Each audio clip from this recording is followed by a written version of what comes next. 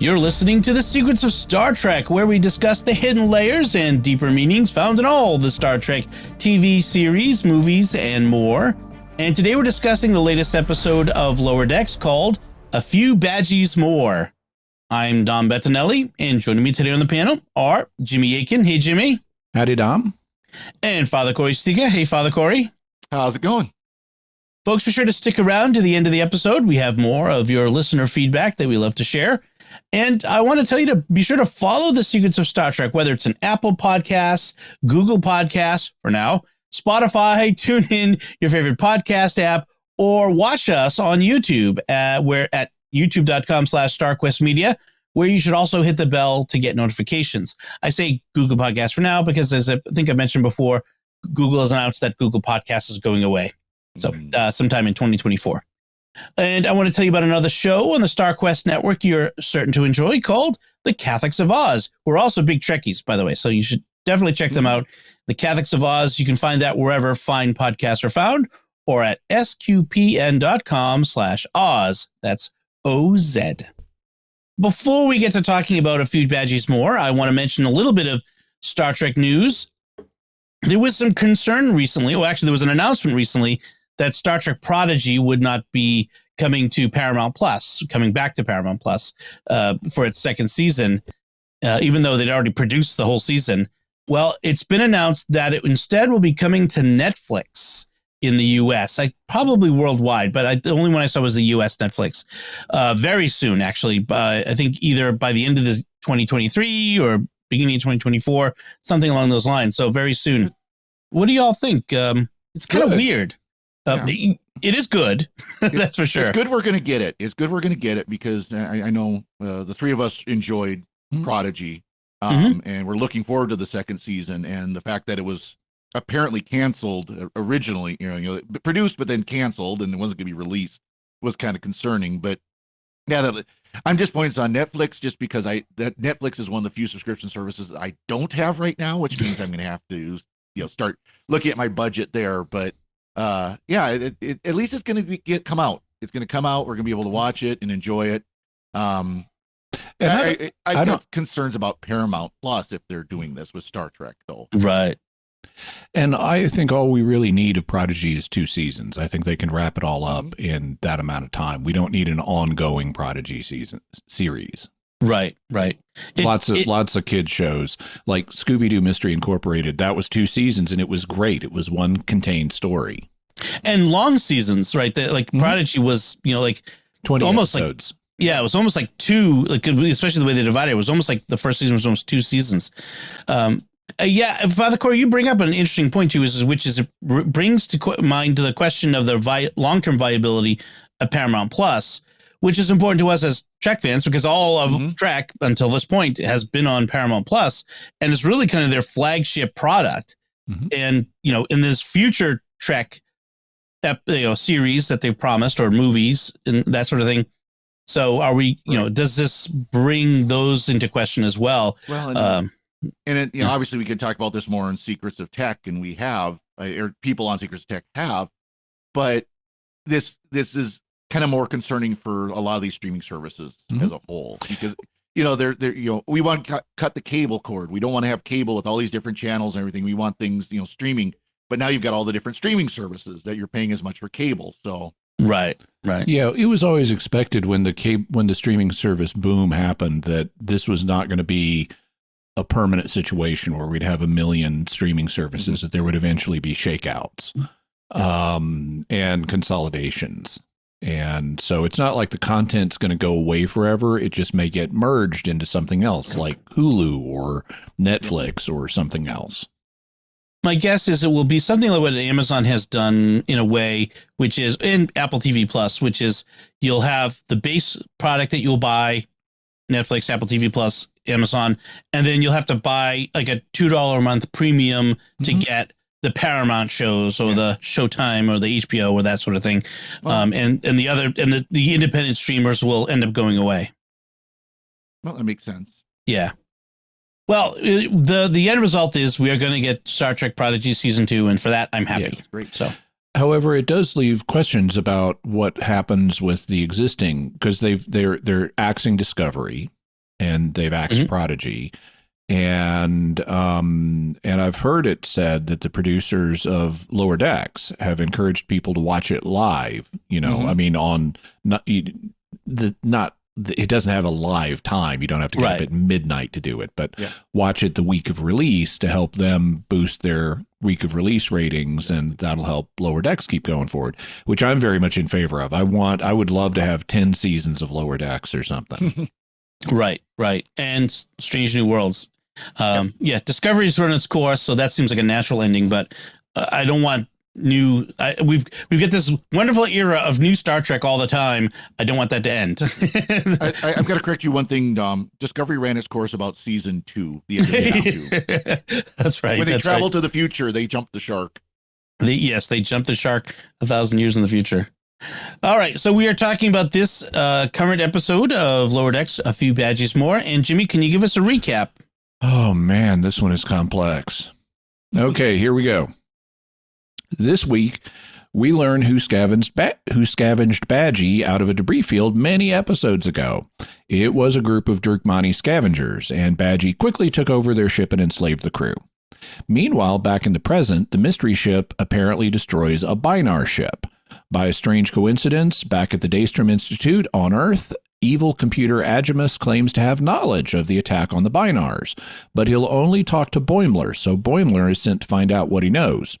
Also, evil exocomp Peanut Hamper is up for parole, and Tendi is sent to her parole hearing to listen to her speech about how she's reformed. She and Agimus, though, have been secretly pretending to be good and scheming how to escape from Daystrom and subjugate a planet. Agimus tricks Boimler and Tendi into taking him to where he can get information from one of his drones about the Binar attack, but it's really a ruse to get out of Daystrom. He then kidnaps them and makes them take him to his rendezvous point to team up with Peanut Hamper, only she isn't there. He then makes them take him to the planet which they were going to subjugate, which he quickly does. Eventually, they track Peanut Hamper to a space station where she's happily working with other exocomps, because as she was writing her parole hearing speech, she really did reform, and she only schemed with Agimus because she wanted to hang out with him. This causes Agimus to also begin reforming, and he willingly goes back to Daystrom to complete his reformation so that he can move in with his best friend, Peanut Hamper. He also reveals that the mystery ship hasn't been destroying the other vessels, but stealing them. And also, finally, meanwhile, when the Cerritos goes to investigate the Binar ship's apparent destruction, it turns out that Badgey and his enslaved Drukmani are there. Badgey then proceeds to try to kill his father, Rutherford, and everyone else on the Cerritos. Rutherford and Mariner spacewalk over to the Drukmani ship and confront Badgey. Rutherford hugs his son, which causes a crisis of conscience for Badgey, and to purge the emerging good from his code, Badgey splits off a good version of himself, Goodgey. He then goes back to try to kill everyone on the Cerritos, but Rutherford asks him what logic says killing everyone would get him. Badgey realizes that logically killing everyone would get him nothing, and this causes another crisis of conscience. To purge the emerging logic from his system, Badgey splits off a purely logical version of himself, Logic-y. Badgey then decides to beam himself through subspace into all Federation computer systems that really ought to have firewalls, so that he can kill everyone in the Federation. In a bid to stop him, Logic-y tries to remerge himself into Badgey, but Badgey expels him and kills him. He then broadcasts himself through subspace into all Federation computer systems, but this has an unexpected effect. With that much knowledge at his disposal, he realizes that killing everyone is pointless, and he ascends to a higher plane of being. This leaves Goodgey with Rutherford and the Cerritos crew, but except for Rutherford, everyone seems really uncomfortable with Goodgey, even though he's only acting good. The end. Yeah, that was a complex one. And to highlight the complexity, well, I'll talk about that when I talk about my first impressions. Father Cory, what is your overall impression of this one? I enjoyed this one. It was a kind of a complex, and of course, Jeffrey Combs as Agimus. He plays the maniacal computer so well. Yeah. Getting to see the Daystrom Institute, I got to show my mug again. I didn't have the mug from there. Yeah, it was and the the story redemption, the fact that there was actually a story redemption of Peanut Hammer and Ajimus was great. Badgey and Badgey in a way. Yeah, and Badgey becoming like ultra maniacal, leading to his redemption, but also creating Goodgy, which I'm sure we'll see more of going forward in the season. Getting a little more of the story of the mystery ship, that it wasn't Badgey and Peanut Hammer and Ajimus running it, but they got more information about it through them. So it's spreading that story on. It was an interesting, fun, very complex story for 20 some minutes of story. Yeah. Jimmy, how about you? Your overall impression? I enjoyed it. I basically enjoy every episode of Lower Decks with the exception of a few scenes, but I enjoyed this one. I liked the redemption for all three of our evil robots. I like that we got to see them all together. And I liked that it turns out they're not the ones running the mystery ship.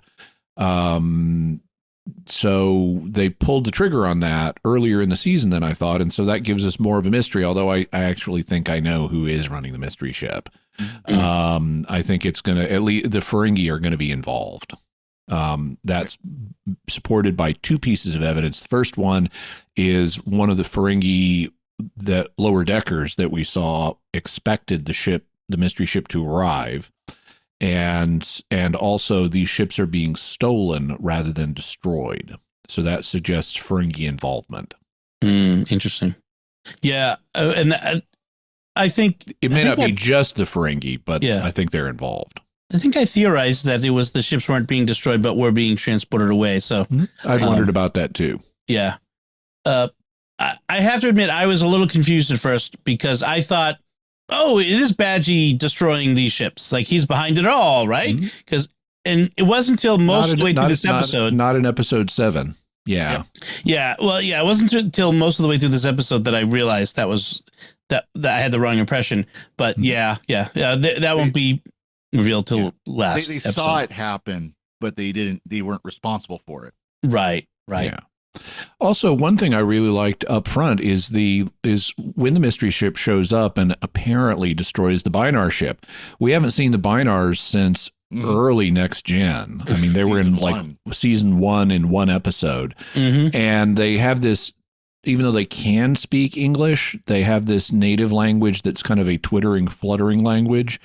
And we only hear them speaking that. We don't get a universal translator. But because we've seen this scene so many times, we know exactly what's happening. We start with Binar lower deckers, and they're talking in their fluttering language about advancing in rank and stuff like that. And then they go up to the bridge, and then the mystery ship shows up and apparently wipes them out. So I like how we've seen this exact sequence of this scenario so many times. We don't even need to hear the Binars in translation. Or see subtitles. I was worried for a bit. I'm like, something wrong with the subtitles on my Apple TV? Like, no, it's just they didn't put any in. Well, it's interesting too is the Binars, it was revealed in that episode that they always work in pairs. Yet there's 3 of them. They didn't even pull in a 4th one to get the 2 pairs. Right. Or something like that. I do like they put some thought into the design of the Binar ship because it is it's got 2 hulls. It's a equal hulls. So like it's binary. So I did think that was pretty clever. We also probably should mention where the title of this episode comes from. It's from the Man with No Name trilogy, which is a spaghetti western trilogy by Sergio Leone starring Clint Eastwood. The first one was A Fistful of Dollars. And the second was For a Few Dollars More. And the third was The Good, the Bad, and the Ugly. And so since we have multiple Badgeys, it's called A Few Badgeys More. I am disappointed. Didn't we have a Western? I was disappointed there was not a Western theme. Well, wasn't the original Badgey episode A Fistful of Badgeys? I thought that's... Yeah, I thought so. Oh, could be. Oh. It could be just a false memory. Well, then if it was, then we could have a 3rd episode in a season or 2 called The Good, the Badgey, and the Ugly. The Good, the Bad, the Good, the Bad, and the Badgey. But yeah, that would be fun. I kind of hope they were. Oh, you know what? There was there was a next gen episode called A Fistful of Datas. Right. So that's probably what they're doing. Yeah. A few Badgeys more, Fistful of Datas. Yeah. Oh. I don't know if y'all have ever seen the Man with No Name trilogy. The 3 movies are, I'm speaking rhetorically to the audience. Of course. But the Clint Eastwood, his character goes through kind of different cycles, and by the end, he's like kind of a good guy in The Good, the Bad, and the Ugly. It's called the Man with No Name trilogy because his character has no name. But the 3 stories are not all set in the same continuity. So like The Good, the Bad, and the Ugly is kind of, we've got Clint Eastwood here as the Man with No Name, but he's like a parallel universe one. This isn't in continuity with the previous stories. But in the first one, A Fistful of Dollars, even though he's our protagonist, he's a bad guy. He comes into this town that's like split in a rivalry between 2 families, and his thought is there's money to be made here. And that's the Fistful of Dollars. He starts a feud between these 2 families so he can make money. That's right. That's right. Yeah. Now the important question is, does he ride into town on a horse with no name? Well, he's definitely been through the desert on a horse with no name. I can say that much. Well, did he ride it? Was it a pale horse? Did he ride in on? So We're getting into way too much other things. Yeah. So Peanut Hamper returns. We've seen Peanut Hamper a few times, and see the last time. I like that her dad's name is Kevin. Yes, something very mundane. She's self-named. She came up with the most logical, name for her Peanut Hamper.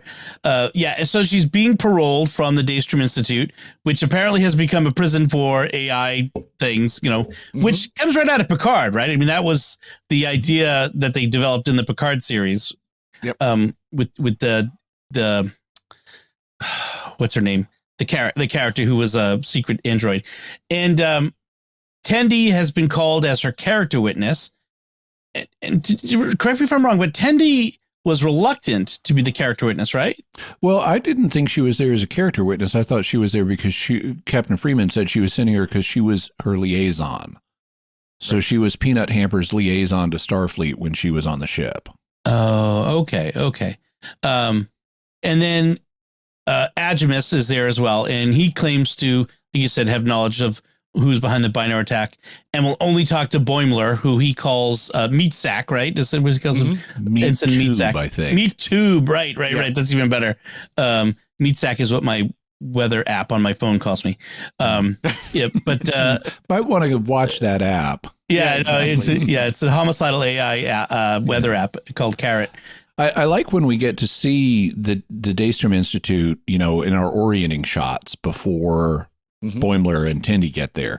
There's also another computer named Lord Tyrannokilicus, who we haven't seen before. Yeah, and we see them. We see all the maniacal AIs like having group therapy sessions and gardening and in an exercise yard. And in the group therapy session, Lord Tyrannokilicus has just had a breakthrough, and it's like, I must dominate my own emotions and subjugate them. His line is, I have conquered self-doubt and seized personal growth. And then they like laughs maniacally about his self-conquest. and then we cut to Peanut Hamper and Agimus gardening, and they've got these little Agimus drones that spray water and stuff on these tomatoes, and they've got the perfect balance of hydration and sunlight to make the tomatoes grow really well. But they're talking about them as if this is like world conquest, and they're laughing maniacally about these tomatoes they're growing. Well, it's fun that they always point out that the evil computers always have red lights. Yeah. And so Agimus is showing that he's reformed by changing his light to blue. Yeah. Even HAL 9000 had a red light. Yep. Well, I mean, I feel like that might even have been a reference because, good robots have blue lights. The modern remake of Lost in Space that was on Netflix, that was actually how Robot, you could tell when he was in his good mode versus his bad mode, was blue versus red. I mean, Star Wars did the same thing with lightsabers. It's kind of a funny cliche or trope that, the red versus blue that we did there. So meanwhile, the Cerritos has encountered the Drukmani ship that has been basically the Drukmani have been assimilated by Badgey in a way. Yes. Like they've got technology that's taken them over in a Borg-like way. But it's not fully controlling them because the captain of the Drukmani ship tries to warn Captain Freeman. Right. And then he gets stunned, and Badgey is like, "Oh, someone disobeyed a direct order." Yeah. I love that Jack, what's his name, is the voice of Badgey again, because if you've ever seen the show, the Tina Fey show, not Third Rock, 30 Rock, 30 Rock, right, because you mentioned Third Rock in our taping of Doctor Who. 30 Rock, he plays the character in that as this sort of country bumpkin nice guy. Mm-hmm. And he's kind of got that country bumpkin, southern accent, nice guy, voice. And it's so incongruous with Badgey. It's so funny. Who is, just an evil Clippy. I was McBrayer is his name. Right. I was impressed at when Badgey aboard the Drukmani ship is first attacking the Cerritos. He's like firing weapons at its forward hull, and every time he does that, it's like boop on the nose, and like with a dog. And Shax says he's bypassing our shields. We can't take many more boops. Yeah. That was good. That was good. And so Rutherford wants to. He knows that he's the aim. That he's the one that Badgey wants. He wants to give himself up. Captain Freeman won't let him, so he takes matters in his own hands and jumps out an airlock in a spacesuit. And Mariner follows behind. Mm-hmm. And and she's, when they get to the other ship, she's like, all right, so now what's your plan? He's like, I didn't have a plan. I thought he was going to kill me. She's like, oh, I would have maybe done things a little differently if I had done that. So, but that's consistent with what Rutherford thought. He wants me, I'll let him kill me, and he'll let the Cerritos go. Exactly. And Mariner just assumed he had a plan beyond that. And then he ends up giving Badgey a hug, and in a normal straight up story, the hug, it breaks through his anger issues, and we all are happy and go our way. But of course, this is Lower Decks. We're subverting expectations, and this is when we get the personality split of Goodgie, which is a terrible name, splitting off from Badgey. He's also self-named. We have a problem with self-naming artificial intelligences on this show. Yep. Yes, we do. I have to say, it's funny. I type my notes on the computer as I'm watching, and spell correct. Agimus becomes Animus. Badgey becomes Badger. Like it becomes pretty difficult to keep track. Logicy just stays logicy, and because it's a plausible adjective, right? And then we get this like split off of Logicy, which is sort of he almost becomes very Vulcan in that sense. It's a sort of talks like a Vulcan in the excessively didactic manner and that sort of thing. Very stoic. Yeah. Right. Like at one point, Badgey has decided the Cerritos is not enough for him to kill, and it's like, I should destroy everyone in the Federation. That is illogical. Yes. It's like T'Lyn would be perfect in that situation. And then you mentioned how Badgey eventually, figures out that he wants to upload himself into subspace, into every computer and kill everyone, and when he gets unlimited power and infinite knowledge and sees the past, present, and future. Really wouldn't be unlimited, but they say that. And now he doesn't want to destroy everything anymore, and everything is beautiful. And he gets the multiple arms of like of Krishna from Hinduism, and leaves this existence, ascends to go check out the Black Mountain and hang out with the koala, which making its second appearance this season. Yeah. I feel like the koala was like a throwaway in that previous story and just was so good that we had to, they have to keep bringing it back. And now it's even on Strange New Worlds. Yeah, by the way, the multi-armed god is Shiva rather than Krishna. That's right. That's right. Thank you. So, and meanwhile, meanwhile, I wonder too that this whole idea of ascension is something that I know Star Trek had talked about it before, but I almost feel like it's more as much a poke at Stargate and the whole idea of ascension there than it is even Star Trek, because that's a whole plot line in SG-1 where Daniel Jackson ascends and all this, and and it's the same kind of idea of gains this knowledge and this self-awareness and ascends. And I guess, although it goes back to the Organians and TOS too. Well, multiple ones. And we have multiple races in Star Trek that have they ascended into being energy beings. Right. And then they finally said, what if we showed that? And we got a Next Generation episode where that happens. Sure. Right. And then we got another one where someone ascends to be a Q, and who had been the child of Qs that were pretending to be human. And so it kind of became a trope on Star Trek itself. And then it obviously did get picked up by Stargate SG-1. Mm-hmm. Right. Yeah. The Orville recently, in their most recent season, had an Ascension storyline too, which was it took it to the next level and was a bit of a poke at the tropes and cliches. So interesting idea. Yeah, it's funny how on Stargate contract negotiation breakdown leads to ascension. Exactly. And then resolution of that contract breakdown leads to de-ascension. Yeah. And we're actually going to talk about the de-ascension episode here very shortly on Secrets of Stargate. Save Dr. Lazarus. Yeah. So let's see. And then, meanwhile, I almost like the Agimus Peanut Hamper storyline better in this story, because I just thought it was more fun. So the escape happens, and Agimus has taken Boimler and Tendi as hostages, and the original meeting point is a beach in Ecuador, I guess it was. Mm-hmm. And Tendi apparently has never seen sand. Oh, I love that. She's just on Orion. All we have are like sharp little rocks. This stuff is awesome. I'm going to take some samples for later. She takes them with her. A little sand castle or a little sand city. That's right. I like that. And trying to deal with the fact of that Peanut Hamper has apparently betrayed Agimus. Who'd have thunk that a homicidal maniacal AI would betray another one? But again, subverting expectations, because it turns out she was no longer a homicidal and a monomaniacal AI. I forget what the exact term is, but something along those lines. But I did like the fact that they went to this other planet and subjugated it in record time. Like in hours, the entire planet was worshiping him, and it just wasn't satisfying to Agimus doing it alone. It just wasn't the same, which again was funny. And Boimler and Tendi were fairly unconcerned.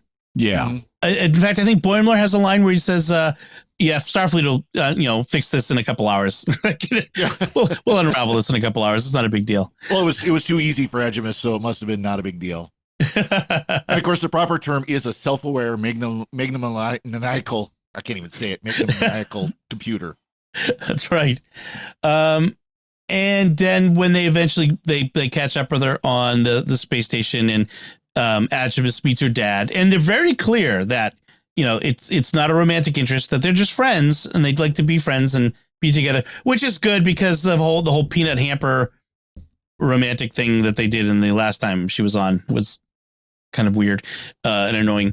But so it's good that it's just Agimus and her are friends, and so he willingly goes back to Daystrom in order to be reformed so he can be paroled, which is and nice. Even Lord Tyrannokilicus is interested in possibly getting some reform tips from him. That's right. They're put next to each other in the storage. And by the way, that station that we find Peanut Hamper, we see in the episode Quality of Life from TNG, and this is where those robots came from. Oh, right. Okay, that's Peanut Hamper robots come from. Right. Yeah. What was it? Yeah. Yeah. This was 7A. Yeah. Yep. This was where the I was trying to remember what they're actually called. Exocomps. Exocomps. Right. Yeah. This was the whole idea of the exocomp came from. Which it's funny that in in Discovery and then in Strange New Worlds, they also have robot drones for ship repairs and that sort of stuff, but they're very different. So it's a completely different thing. So that we wrap things up there, and we are left with the knowledge that the ships are not being destroyed, but being stolen, as you mentioned. Any other notes on this episode, Father Cory? No, we'll just see. I'm sure we'll see Badgey again. Yes. How about you, Jimmy? Nope. Very good. So we do have a listener feedback, as I mentioned, and our first feedback comes from Wesley, who sent in an email, and he says, I've been listening to your podcast for several months, and I really enjoy it. You all do a great job of being both informative as well as entertaining. TOS is my favorite series, but I also really enjoy TNG and DS9. I hope you all do a show on the DS9 episode crossover. I also hope you quit doing so many Lower Deck episodes, as I think Lower Decks is trash and not worthy of the Star Trek name due to its inappropriate content. Thanks for the podcast. Well, de gustibus non est disputandum, different strokes for different folks. And we won't be doing too many more Lower Decks because we only do it when it's in active release. So this was the 7th episode, and that means there will be 3 more, and then we'll be back to talking about other Star Treks. And we will eventually get to doing the crossover episode of Deep Space Nine, which is the first one that has the mirror universe with Nana Visitor as the super seductive-y, flirty intendant. So we will be getting to that, as well as all the standard episodes of all the different shows. Yep. Except Discovery. Discovery. Yeah, I mean, I think I get the point about Lower Decks, and there are some things that are clearly have been inappropriate, but you watch what you can, and the nice thing is there's so much Star Trek that you watch what you enjoy, and just like some of us don't watch Discovery because we don't enjoy it.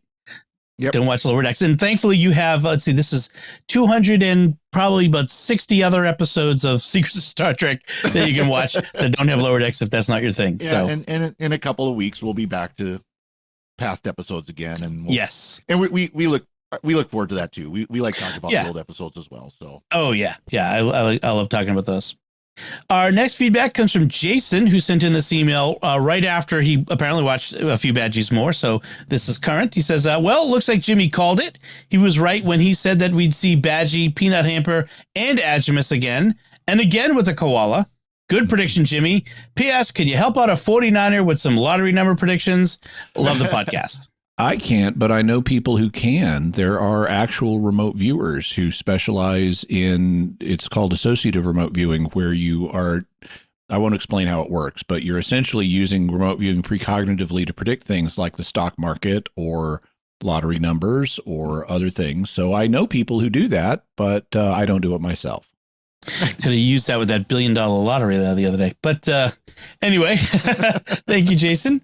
And that's our feedback. We'd also like to now take a moment to thank our patrons who make it possible for us to create the Secrets of Star Trek, including Leslie H., John and Greta C., John S., Michael F., and Justin D. Their generous donations at sqpn.com/give make it possible for us to continue the Secrets of Star Trek and all the shows at StarQuest. And you can join them by visiting sqpn.com/give. So that's it from us. So what did you think of a few Badgeys more? You can let us know by commenting on the show at sqpn.com/trek, our Facebook page at facebook.com/StarQuestMedia, send an email to trek@sqpn.com, or visit our Discord community at sqpn.com/discord. You can watch the Secrets of Star Trek on our YouTube channel at youtube.com/StarQuestMedia and leave a comment there. We'll be back next time. We're going to be discussing the next new episode of Lower Decks called Caves. Until then, Father Cory Sticha, thank you for joining me and sharing the Secrets of Star Trek. Thank you, Dom. Jimmy Akin, thank you as well. Thank you, and I hope you all live long and prosper.